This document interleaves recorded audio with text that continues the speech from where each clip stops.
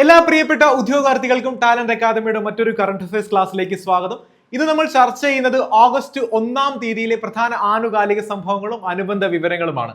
നമുക്ക് ക്ലാസ്സിലേക്ക് കടക്കാം.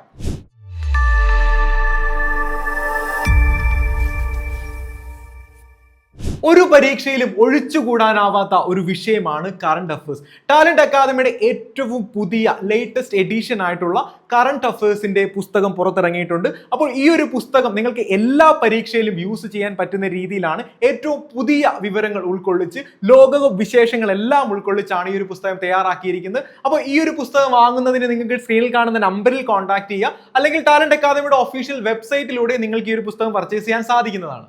ഒരു അവാർഡുമായി ബന്ധപ്പെട്ട വാർത്തയാണ് നമ്മൾ ആദ്യം തന്നെ ചർച്ച ചെയ്യുന്നത്. നമുക്ക് പരിശോധിക്കാം. 2026 കക്കാട് പുരസ്കാരത്തിന് അർഹനായത് ആര്? 2026 കക്കാട് പുരസ്കാരത്തിന് അർഹനായത് ആരാണ്? നമുക്ക് പഠിക്കാം. ആരാണ്? കരിയന്നൂർ നാരായണൻ നമ്പൂതിരി. കരിയന്നൂർ നാരായണൻ നമ്പൂതിരിക്കാണ് ഈ ഒരു പുരസ്കാരം ലഭിച്ചിരിക്കുന്നത്. ഏതാണ് പുരസ്കാരം? കക്കാട് പുരസ്കാരം. കക്കാട് പുരസ്കാരത്തിന് 2026 അർഹനായിരിക്കുന്നത് ആരാണ്? കരിയന്നൂർ നാരായണൻ നമ്പൂതിരിയാണ്. ഒരു തിമില വിദ്വാനാണ് ഇദ്ദേഹം. തിമില വാദ്യോപകരണമായ തിമിലയുമായി ബന്ധപ്പെട്ടാണ് ഇദ്ദേഹം പ്രവർത്തിക്കുന്നത്. അപ്പൊ 2026 കക്കാട് പുരസ്കാരത്തിന് അർഹനായത് ആരാണ്? കരിയന്നൂർ നാരായണൻ നമ്പൂതിരി. അതുപോലെ തന്നെ കക്കാട് പുരസ്കാരവുമായിട്ടുള്ള വിശേഷങ്ങൾ തീരുന്നില്ല. കക്കാട് പുരസ്കാരത്തോടൊപ്പമുള്ള കലാചാര്യ പുരസ്കാരം ആർക്കാണ് ലഭിച്ചത്? കാഞ്ഞങ്ങാട് മുരളീധരൻ മാരാർക്കാണ് കലാചാര്യ പുരസ്കാരം ലഭിച്ചിരിക്കുന്നത്. അതുപോലെ വാദ്യപ്രഭാ പുരസ്കാരം ആർക്ക് ലഭിച്ചു? കല്ലൂർ ഉണ്ണികൃഷ്ണൻ മാരാർക്കാണ് വാദ്യപ്രഭാ പുരസ്കാരം ലഭിച്ചിരിക്കുന്നത്. അതുപോലെ വാദ്യ കലാ സാഹിത്യ പുരസ്കാരം ആർക്കാണ് ലഭിച്ചിരിക്കുന്നത്? ഡോക്ടർ NP വിജയകൃഷ്ണനുമാണ് വാദ്യ കലാ സാഹിത്യ പുരസ്കാരം ലഭിച്ചിരിക്കുന്നത്. അപ്പൊ ഈ 3 പോയിന്റ് കൂടെ ഓർത്തു വെക്കുക. കലാചാര്യ പുരസ്കാരം ആർക്ക് ലഭിച്ചു? കാഞ്ഞങ്ങാട് മുരളീധരൻ മാരാർക്ക് ലഭിച്ചു. വാദ്യപ്രഭാ പുരസ്കാരം കല്ലൂർ ഉണ്ണികൃഷ്ണൻ മാരാർക്ക് ലഭിച്ചു. വാദ്യ കലാ സാഹിത്യ പുരസ്കാരം ആർക്ക് ലഭിച്ചു? ഡോക്ടർ NP വിജയകൃഷ്ണനും ലഭിച്ചു.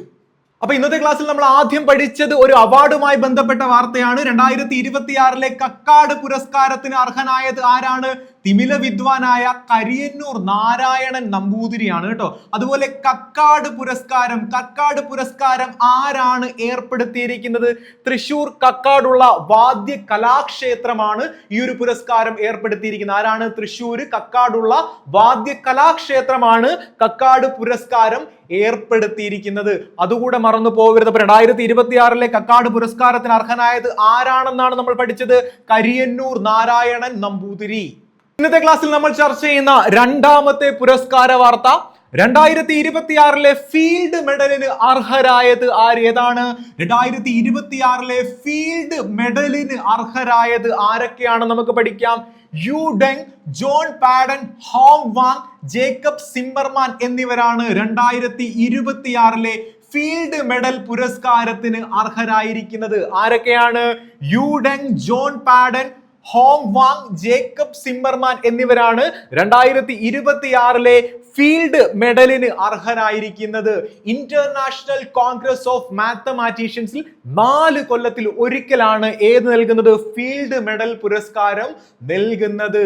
അതുപോലെ 4 കൊല്ലത്തിൽ ഒരിക്കലാണ് നമ്മൾ പഠിച്ചു കഴിഞ്ഞു. അതുപോലെ 40 വയസ്സിൽ താഴെയുള്ള ഗണിത ശാസ്ത്രജ്ഞർക്കാണ് ഈ ഒരു പുരസ്കാരം നൽകുന്നത്. എത്രയാണ്?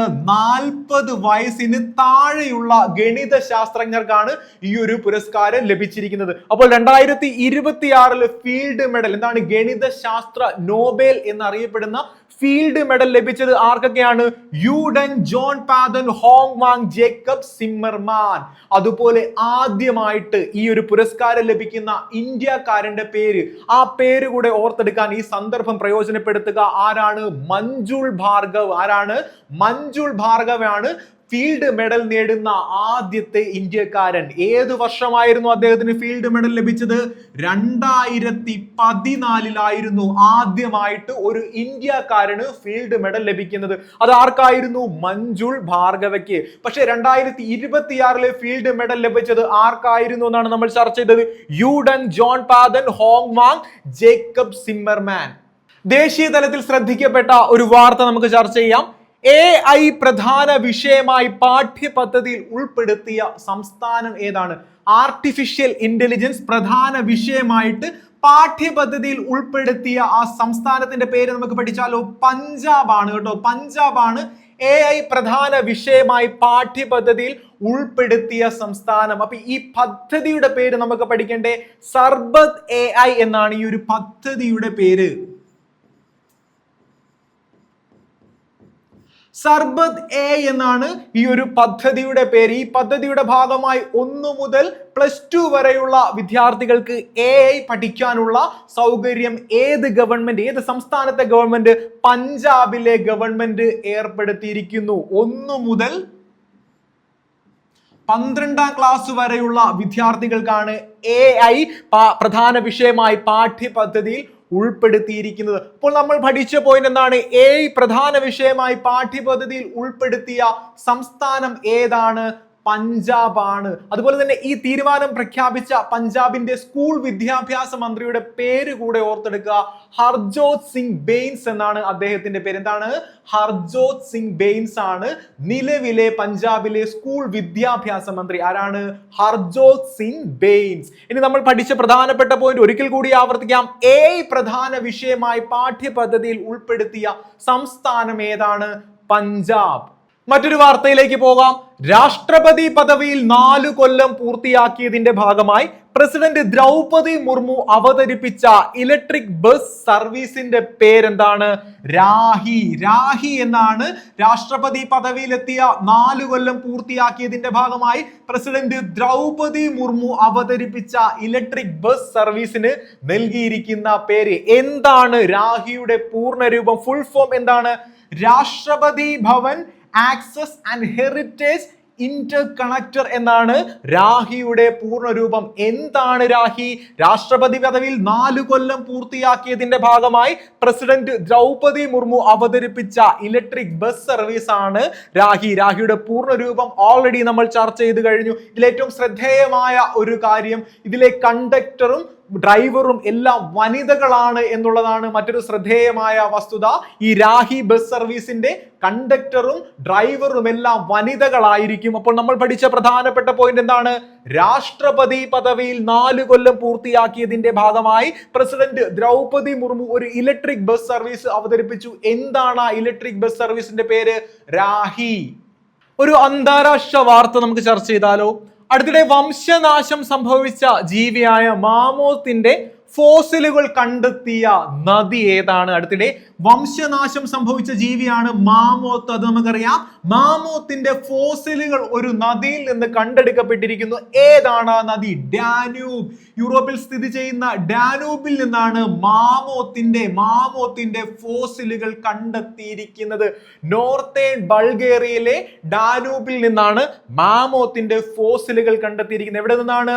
നോർത്തേൺ ബൾഗേറിയയിൽ നിന്നാണ് ഈ മാമോത്തിന്റെ ഫോസിലുകൾ കണ്ടെത്തിയിരിക്കുന്നത്. നമുക്കറിയാം രൂക്ഷമായ ചൂടാണ് യൂറോപ്പിൽ. അപ്പോൾ നമ്മുടെ ഡാനൂബ് നദി വറ്റി വരണ്ടു. അപ്പൊ ആ വറ്റി വരണ്ട് അടുത്തിട്ട് തെളിഞ്ഞപ്പോഴാണ് ഈ ഒരു മാമോത്തിന്റെ സ്കെൽട്ടൻ, മാമോത്തിന്റെ ഫോസിലുകൾ കണ്ടെടുക്കാനായത്. അപ്പോൾ നമ്മൾ പഠിച്ചത് ഒരു നിസാര വാർത്തയാണ്. അടുത്തിടെ വംശനാശം സംഭവിച്ച മാമോത്തിന്റെ സ്കെൽട്ടൻ ഫോസിൽസ് കണ്ടെടുത്ത ഒരു യൂറോപ്യൻ നദിയുണ്ട്. ഏതാണ് ആ നദി?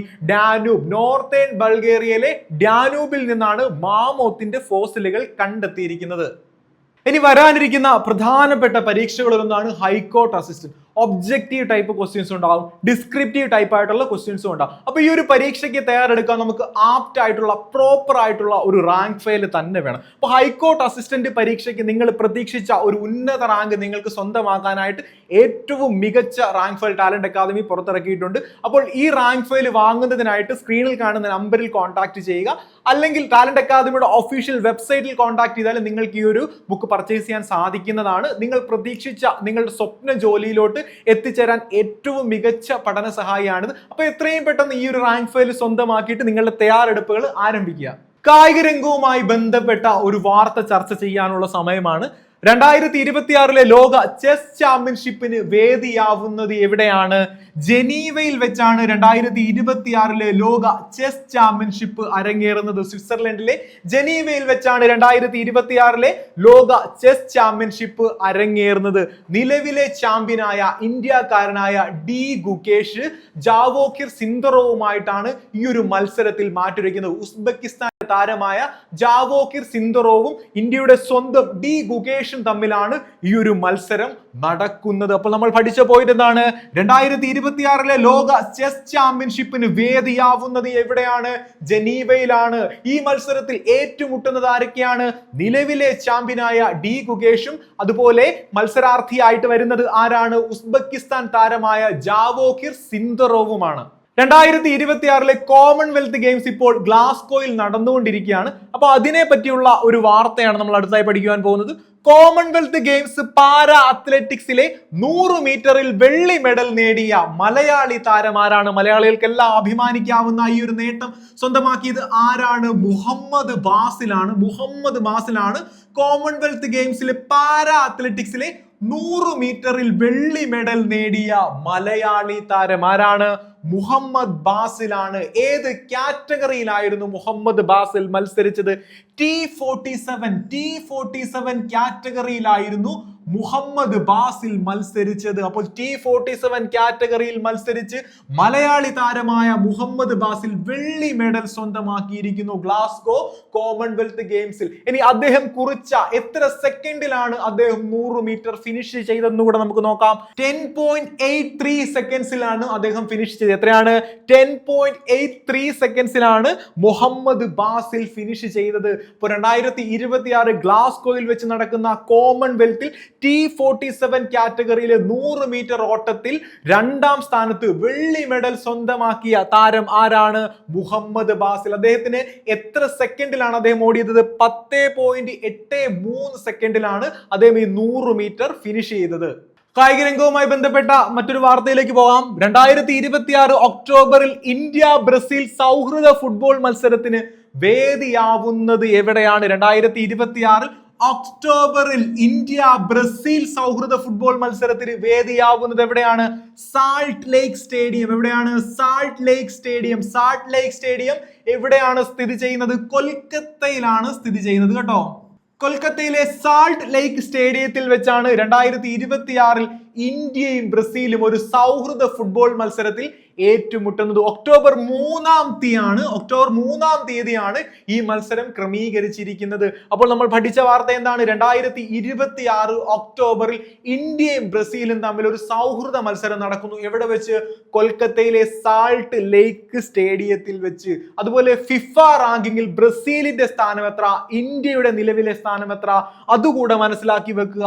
നിലവിൽ 5ാം സ്ഥാനത്താണ് ബ്രസീൽ ഉള്ളത്. 5ാം റാങ്കിലാണ് ബ്രസീൽ ഉള്ളത്. എന്നാൽ ഇന്ത്യയുടെ റാങ്ക് 138ാം റാങ്കിലാണ് ഇന്ത്യ നിലവിലുള്ളത്. ഏറ്റവും പുതിയ ഫിഫ റാങ്കിംഗ് പ്രകാരം 138ാം സ്ഥാനത്താണ് ഇന്ത്യ. അതുപോലെ 5ാം സ്ഥാനത്താണ് ബ്രസീൽ ഉള്ളത്. ഇപ്പൊ 2026 ഒക്ടോബറിൽ ഇന്ത്യയും ബ്രസീലും തമ്മിലുള്ള സൗഹൃദ മത്സരത്തിന് വേദിയാവുന്ന സ്റ്റേഡിയം എവിടെയാണ്? Salt Lake Stadium, Kolkata. ഒരുപാട് ഉദ്യോഗാർത്ഥികൾ ആകാംക്ഷയോടെ കാത്തിരിക്കുന്ന പരീക്ഷയാണ് യൂണിവേഴ്സിറ്റി അസിസ്റ്റന്റ്. അപ്പൊ യൂണിവേഴ്സിറ്റി അസിസ്റ്റന്റ് മെയിൻസിന് പഠിക്കാൻ മറ്റെങ്ങും പോകേണ്ട ടാലന്റ് അക്കാദമി സ്പെഷ്യൽ ടോപ്പിക്സിന് വേണ്ടിയിട്ട് ഒരു പുസ്തകം പുറത്തിറക്കിയിരിക്കുന്നു. അപ്പൊ ഈ ഒരു പുസ്തകം പ്രീ ബുക്ക് ചെയ്യാനുള്ള അവസരമാണ് ഉള്ളത്. അപ്പോൾ സ്ക്രീനിൽ കാണുന്ന നമ്പറിൽ കോൺടാക്ട് ചെയ്താലും അല്ലെങ്കിൽ ടാലന്റ് അക്കാദമി ഒഫീഷ്യൽ വെബ്സൈറ്റിൽ കോൺടാക്ട് ചെയ്താലും ഈ ബുക്ക് പ്രീ ബുക്ക് ചെയ്യാനുള്ള അവസരം നിങ്ങൾക്ക് ലഭിക്കുന്നതാണ്. പൂർണ്ണമായും സിലബസ് അധിഷ്ഠിതമായ മുൻവർഷ ചോദ്യപേപ്പറുകൾ എല്ലാം ഉൾപ്പെടുത്തി മുൻവർഷ ചോദ്യപേപ്പറുകൾ ആധാരവുമാക്കിയാണ് ഈ ഒരു പുസ്തകം തയ്യാറാക്കിയിരിക്കുന്നത്. അപ്പം ഇനിയും പഠിച്ചു തുടങ്ങാത്തവർ എത്രയും പെട്ടെന്ന് ഈ ഒരു പുസ്തകം സ്വന്തമാക്കിയിട്ട് നിങ്ങളുടെ തയ്യാറെടുപ്പുകൾ ഇപ്പൊ നടന്നുകൊണ്ടിരിക്കുന്നതിനേക്കാളും കുറച്ചുകൂടി സ്ട്രോങ് ആയിട്ട് കണ്ടിന്യൂ ചെയ്ത് പോവാം. ഇന്നത്തെ ക്ലാസ്സിൽ നമ്മൾ ചർച്ച ചെയ്ത പോയിന്റുകൾ ഒരിക്കൽ കൂടെ ഒന്ന് ഓർത്തെടുത്താലോ? നമ്മുടെ റാപ്പിഡ് റിവിഷന്റെ ടൈമാണ്. 2026 കക്കാട് പുരസ്കാരത്തിന് അർഹനായത് ആരായിരുന്നു എന്നാണ് നമ്മൾ ആദ്യം പഠിച്ചത്. കരിയന്നൂർ നാരായണൻ നമ്പൂതിരി ആയിരുന്നു അത്. അതുപോലെ തന്നെ 2026 ഫീൽഡ് മെഡൽ ജേതാക്കളുടെ പേരും ഇന്നത്തെ ക്ലാസ്സിൽ നമ്മൾ ചർച്ച ചെയ്യുന്നതാണ്. യു ഡെങ് ഉണ്ട്, ജോൺ പാഡൻ ഉണ്ട്, ഹോങ് വാങ് ഉണ്ട്, ജേക്കബ് സിമ്മർമാനും ഉണ്ട്. പിന്നീട് നമ്മൾ ചർച്ച ചെയ്തത് AI പ്രധാന വിഷയമായി പാഠ്യപദ്ധതിയിൽ ഉൾപ്പെടുത്തിയ സംസ്ഥാനത്തെ പറ്റിയിട്ടാണ്. ഏതായിരുന്നു സംസ്ഥാനം? പഞ്ചാബ് ആണ്. രാഷ്ട്രപതി പദവിയിൽ 4 കൊല്ലം പൂർത്തിയാക്കിയതിന്റെ ഭാഗമായി പ്രസിഡന്റ് ദ്രൗപദി മുർമു അവതരിപ്പിച്ച ഇലക്ട്രിക് ബസ് സർവീസിന്റെ പേര് നമ്മൾ പഠിച്ചിരുന്നത് എന്താണ്? രാഹി എന്നാണ് ആ ഒരു ബസ് സർവീസിന് നൽകിയിരിക്കുന്ന പേര്. പിന്നീട് നമ്മൾ കണ്ടത് അടുത്തിടെ വംശനാശം സംഭവിച്ച ജീവിയായ മാമോത്തിന്റെ ഫോസിലുകൾ കണ്ടെത്തിയ നദിയെ പറ്റിയിട്ടായിരുന്നു. ഏത് നദിയാണ്? യൂറോപ്പിലെ ഡാനൂബ് നദിയായിരുന്നു നമ്മൾ പഠിച്ചതാണ്. 2026 ലോക ചെസ് ചാമ്പ്യൻഷിപ്പിന് വേദിയാകുന്ന നഗരത്തിന്റെ പേര് നമ്മൾ പഠിച്ചിരുന്നത് ഏതാണ്? ജനീവ. പിന്നീട് നമ്മൾ ചർച്ച ചെയ്ത 2 പോയിന്റുകളായിരുന്നു കോമൺവെൽത്ത് ഗെയിംസ് പാരാ അത്ലറ്റിക്സിലെ 100 മീറ്ററിൽ വെള്ളി മെഡൽ നേടിയ മലയാളി താരമാരായിരുന്നു? മുഹമ്മദ് ബാസിൽ. അതുപോലെ 2026 ഒക്ടോബറിൽ ഇന്ത്യ ബ്രസീൽ സൗഹൃദ ഫുട്ബോൾ മത്സരത്തിന് വേദിയാവുന്നത് എവിടെയായിരുന്നു എന്ന് നമ്മൾ പഠിച്ചു. Salt Lake Stadium. Salt Lake Stadium എവിടെയാണ് സ്ഥിതി ചെയ്യുന്നത്? കൊൽക്കത്ത. കഴിഞ്ഞ ക്ലാസ്സുമായി ബന്ധപ്പെട്ട 2 ചോദ്യങ്ങൾ നൽകുകയാണ്. ഉത്തരങ്ങൾ നിങ്ങൾ കമന്റ് ചെയ്യുക. ഒന്നാമത്തെ ചോദ്യം, കോമൺവെൽത്ത് ഗെയിംസ് ലോങ് ജമ്പ് ചരിത്രത്തിൽ തുടർച്ചയായ 2 തവണ മെഡൽ നേടുന്ന ആദ്യ ഇന്ത്യൻ അത്ലറ്റ് ആര്? അഞ്ജു ബോബി ജോർജ്, എം ശ്രീശങ്കർ, നീരജ് ചോപ്ര, എൽദോസ് പോൾ. സംസ്ഥാനത്തെ വൃദ്ധസദനങ്ങൾക്ക് കൂടുതൽ മാനുഷികവും സ്നേഹ നിർഭരവുമായ അന്തരീക്ഷം നൽകാൻ മനുഷ്യാവകാശ കമ്മീഷൻ നിർദ്ദേശിച്ച പുതിയ പേരെന്താണ്? വാത്സല്യ തീരം, സാന്ത്വനം, അഭയകേന്ദ്രം, സ്നേഹാലയം. ഇനി കഴിഞ്ഞ ക്ലാസ്സിൽ നൽകിയിരുന്ന 2 ചോദ്യങ്ങളുടെ ഉത്തരം കൂടെ നമുക്ക് ചർച്ച ചെയ്താലോ? 2026 ജൂലൈയിൽ 7.1 തീവ്രത രേഖപ്പെടുത്തിയ ഭൂകമ്പത്തെ തുടർന്ന് സുനാമി മുന്നറിയിപ്പ് നൽകിയ രാജ്യം ഏതായിരുന്നു? Option B, Japan. രണ്ടാമത്തെ ചോദ്യം, അടുത്തിടെ കിമി K3 എന്ന ഏറ്റവും പുതിയ AI മോഡൽ വികസിപ്പിച്ചെടുത്ത സ്റ്റാർട്ടപ്പ് ഏതാണ്? Option C, moon shot AI. ഏതാണ്? Moon shot AI. ഇന്ന് പഠിച്ച ഭാഗങ്ങൾ എല്ലാ പ്രിയപ്പെട്ടവർക്കും മനസ്സിലായെന്ന് പ്രതീക്ഷിക്കുന്നു. അടുത്ത ക്ലാസ്സിൽ വീണ്ടും കാണാം. അതുവരെ